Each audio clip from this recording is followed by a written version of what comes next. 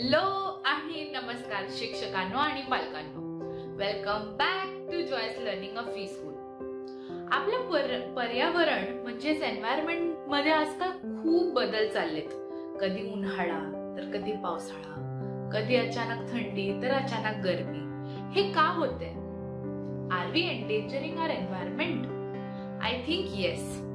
तर हा धडा क्लास 4 चा are we endangering our environment ह्या धड्यामध्ये कोणकोणत्या गोष्टींचा समावेश झाला आहे ते आपण बघू. हा धडा एनईपीच्या आधारेवर बनला आहे.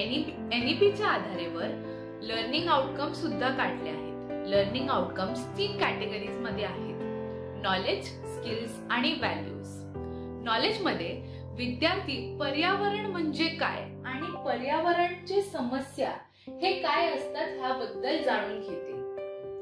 त्यासोबतच ग्लोबल वॉर्मिंगचे परिणाम काय आहेत आणि लोकसंख्या वाढण्याचे गोष्टींमुळे काय परिणाम होतोय आपल्या पर्यावरण मध्ये आणि काय बदल होत आहेत याबद्दल विद्यार्थी शिकून घेतील. त्यासोबतच स्किल्स मध्ये विद्यार्थी पृथ्वी वाचवण्यासाठी विविध पद्धती काय आपण सुरू केले पाहिजे याबद्दल त्यांच्यामध्ये कुतूहल निर्माण होईल आणि जेणेकरून ते वेगवेगळ्या गोष्टींमध्ये पार्टिसिपेट करू शकणार आणि गोष्टींना इनिशिएट करू शकणार. त्यासोबतच पृथ्वी वाचवण्यासाठी वेगवेगळ्या घटकांसोबत विद्यार्थी जनजागृती करण्यासाठी सहकार्यांमध्ये पुढे येतील आणि सहकार्य करतील. विद्यार्थीमध्ये सामाजिक भावना ही वाढली पाहिजे.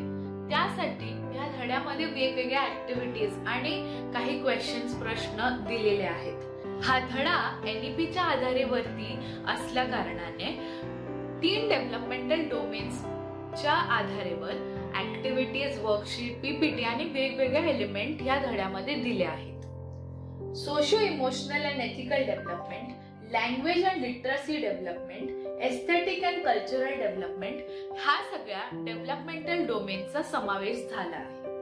त्यासोबतच हा धडा एकलेक्टिक अप्रोच वरती बेस्ड आहे. एकलेक्टिक अप्रोच म्हणजेच शिक्षकांना ही फ्रीडम दिली आहे की ते त्यांच्या अनुसार, त्यांच्या मटेरियल, त्यांच्या वेळ आणि त्यांच्या लोकेशनच्या अनुसार त्या ऍक्टिव्हिटीज मध्ये बदल करू शकतात. टिप असा की हा धडा शिकण्यासाठी शिक्षकांनी अथवा पालकांनी मुलांना मदत करण्याची विनंती आहे.